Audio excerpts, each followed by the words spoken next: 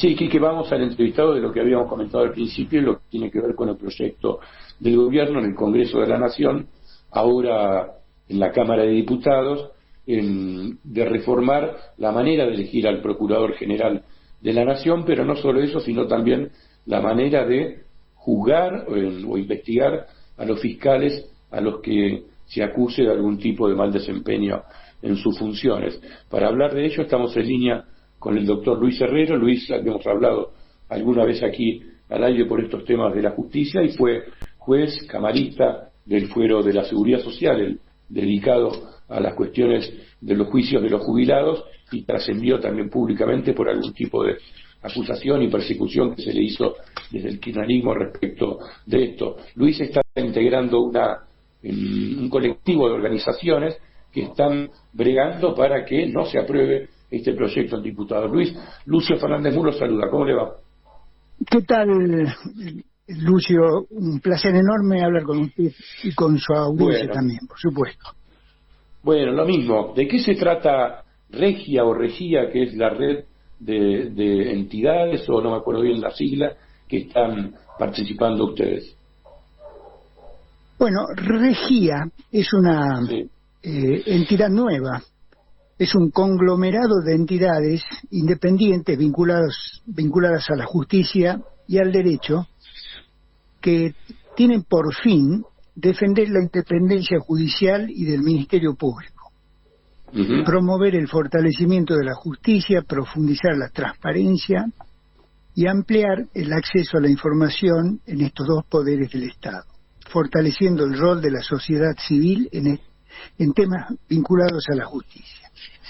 Entidades muy importantes la conforman, entre ellas CADAL, jubijueces que yo represento, profesores republicanos, el Colegio de Abogados de la Ciudad de Buenos Aires, contadores forenses que dirige el contador Alfredo Popriski, Sera Justicia, Directorio Legislativo, FORES, Usina de Justicia de Cohen Agres y 3 o 4 entidades más que se sumaron en estos días. Bueno, es muy importante lo que se hizo, pues en una Argentina dividida, atomizada e individualista, congregar entidades en aras de objetivos comunes es algo que la Argentina necesitaría. Bueno, lo hizo Regía. Y más allá de las diferencias o de los objetivos diferentes, pero no antagónicos, sino complementarios, que existen entre las entidades mencionadas, lo trascendente es que todos bregamos por este ideario común, la independencia de los jueces, dice de la justicia, pero no los he podido convencer que en realidad es que es independiente o debería ser independiente es el juez, no la justicia. La justicia es una entelequia, una abstracción. El juez es una persona. El problema de la justicia es cuando el juez no es independiente. Pero bueno, ahora, Luis, estamos acostumbrados a decir... Sí. ¿Cuánto se ve afectada la independencia judicial por la que ustedes bregan con este proyecto que se está discutiendo en el Congreso? Bueno, esto está vinculado al Ministerio Público. El Ministerio Público está regulado, como lo sabemos los abogados y los periodistas especializados como ustedes, en un solo artículo de la Constitución Nacional, que conforma la sección 4ª. Por eso algunos dicen que es un cuarto poder del Estado, poder legislativo, poder ejecutivo, legislativo, judicial y el Ministerio Público. Cada poder del Estado tiene una sección. Pero otros dicen, y es la mayoría, que es un órgano extrapoder que actúa en el ámbito de la justicia. Y yo estoy con esta última tesitura. El proyecto del Poder Ejecutivo, para simplificarlo, cambia el rol constitucional del Ministerio Público. El Ministerio Público, en la reforma de 1994, lo puso al servicio de los intereses generales de la sociedad. Le cambió el rol. Hasta ese momento el Ministerio Público operaba en el ámbito del Poder Ejecutivo Nacional, era como representante del Estado y del Fisco, defendía los intereses estatales. La reforma del 94 y las leyes orgánicas que reglamentan el artículo 120 son claras y categóricas. El Ministerio Público representa, como dije, los intereses generales de la sociedad, del pueblo, de la gente. Uh-huh.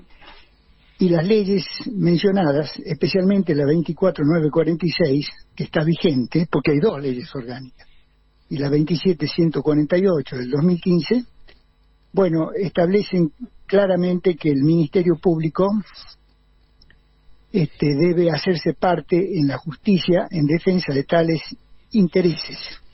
No representa al Estado, no representa al fisco, le prohíbe la ley orgánica asesorar al Poder Ejecutivo o ejercer funciones jurisdiccionales. Y el artículo 41 de la ley 24.946, con precisión, dice que es deber del Ministerio Público, de los fiscales, uh-huh, para que la gente entienda, porque el Ministerio Público también es un término muy sofisticado. Los fiscales. Están los fiscales penales, pero también están los fiscales civiles, que tienen tanta trascendencia, o los fiscales no penales, diríamos, en lugar de civiles. Los fiscales laborales, de seguridad social, civiles, comerciales, contencioso administrativo. Bueno, tienen el deber de hacerse parte en todos los procesos en los que esté en juego la garantía de la defensa en juicio y el debido proceso legal. En todos los procesos.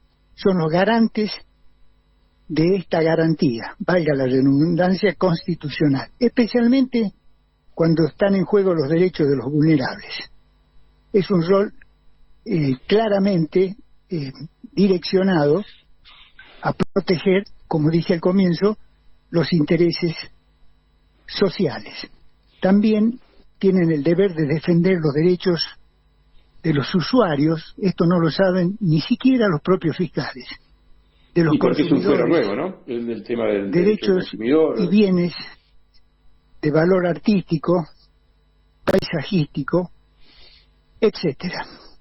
Acá se confirma o queda claro el rol al cual aludí al comienzo.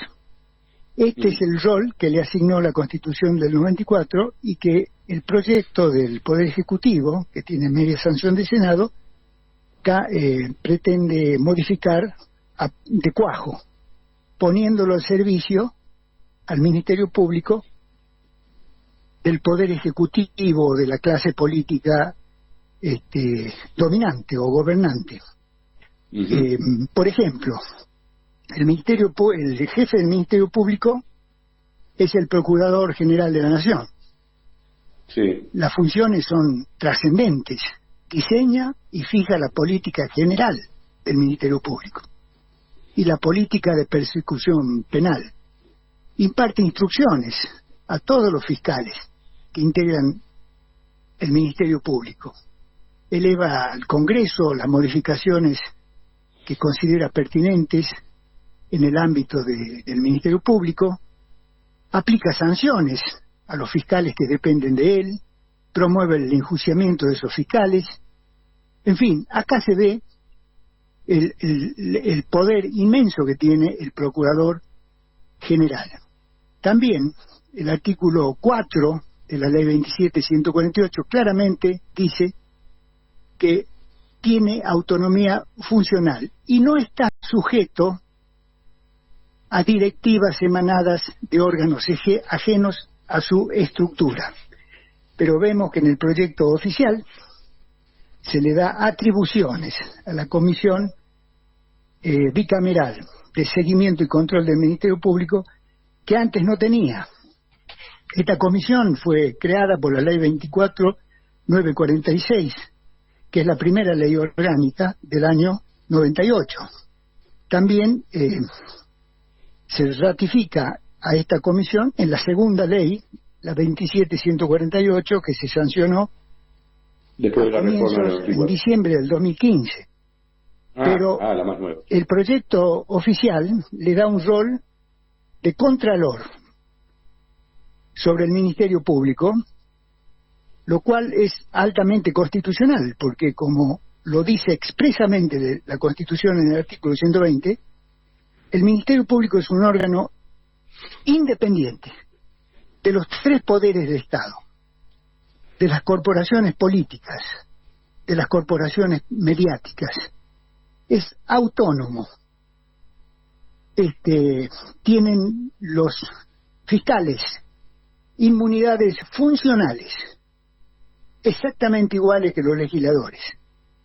De manera que subordinarlo a la supervisión y al control de una comisión bicameral es romper la independencia y cambiar el rol al cual yo le aludí. Este es un punto central. A ver, Luis, si lo entiendo, pues me paro en el lugar me voy a ser abogado del diablo, me paro en el lugar de los que promueven esta iniciativa y dicen que la política, a través de los legisladores electos por el voto ciudadano, no debe ser ajena al funcionamiento de la justicia en sí, en forma genérica, pero bueno, en este caso de los fiscales, ¿no? Pero también se discutió esto con el tema de jueces, pues recuerde la discusión por la famosa democratización de la justicia, que no prosperó finalmente porque la justicia misma, la Corte misma lo derogó, lo rechazó, lo anuló. Pero me pongo en ese lugar y digo, la política debiera intervenir solo para la selección o para el nombramiento de un fiscal, en este caso, y la eventual destitución, y el resto dejarlo solo al funcionamiento propio de la Procuración. Mire, Luis, yo estoy haciendo un trabajo, que lo estoy por terminar, sobre los consejos de la magistratura, tema vinculado a de todo el mundo civilizado.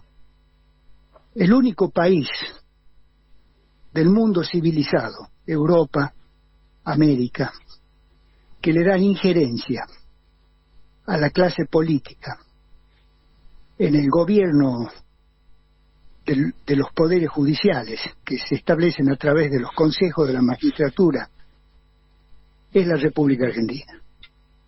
El Consejo de la Magistratura actual, sancionado por la ley 26080 de Cristina Kirchner, que lo redujo de 19 a 13, incrementó la participación de la clase política siempre gobernante. En la época de Macri era el macrismo, ahora es el kirchnerismo, en la época de Cristina también, del 57%. El 57% de los consejeros que gobiernan el Consejo de la Magistratura son políticos. De manera que el tema de agenda del Consejo es político. No es la independencia de los jueces, no es el fortalecimiento del Poder Judicial, no es la autonomía de la justicia. Los temas son políticos. Este es nuestro, lo nombramos, aquel es opositor, lo sacamos de la terna. En fin, eso explica por qué la justicia argentina está integrada por jueces temerosos, jueces con miedo, porque los jueces que se salen de este esquema, que viene establecido a partir de la sanción de la primera ley del Consejo, la 24937, del año 96-97, en donde la clase política también tenía una representación inconstitucional, del 47% de los consejeros. Desde esa época, los jueces saben que si no siguen los parámetros del gobierno, de la clase política gobernante, les va a pasar como le pasó al juez que está hablando con usted en estos momentos. Yo soy un ejemplo disuasivo para los jueces que se le cruza la peregrina idea de ser independientes. De manera que mientras no se corrija esta distorsión, que digo y reitero, es única en el mundo, de sacar a la clase política de los consejos de la magistratura y dejar a los organismos vinculados a la justicia, las ONG, las universidades privadas y públicas, los abogados de la matrícula federal, de la capital y del interior, representantes de la Corte Suprema, de los propios jueces, para que la autonomía y la independencia del Poder Judicial como garante de los derechos de la gente, que eso es lo que aspira el preámbulo de la Constitución cuando habla de afianzar la justicia, mientras no se tome esa decisión, la justicia nunca va a salir de la situación de oprobio en la que se encuentra desde hace muchos años. Luis, se nos va el tiempo, lo comprometemos a que cuando tenga las conclusiones de ese trabajo comparativo con otros países respecto de los consejos de la magistratura, que nos lo alcance para difundirlo y que se entere un poco la gente de esto que nos está contando usted. Y por último, ustedes están promoviendo a través de Regía una campaña de juntada de firmas por la organización Change, Change.org. Change.org, así es. Que llevan ya cerca de 130.000 adhesiones. ¿130.000? Sí, estamos rondando los 130.000 adhesiones a esta petición, una cifra realmente importantísima. El momento en que la gente está preocupada en miles de cosas y no en esta que solo le preocupa a la expresidenta o a la clase política gobernante, porque el nivel de pobreza que existe en la Argentina, el problema de las muertes diarias, de los contagios que no ceden, del cierre de las fuentes de trabajo, realmente nos habla de que dedicar el tiempo a modificar el Ministerio Público es una de las locuras que caracterizan a nuestra Argentina decadente, lamentablemente. Bueno, el doctor Luis Herrero, muchísimas gracias por este contacto aquí por Radio Cultura. Muy bien, muchas gracias, Lucio, un abrazo a todos.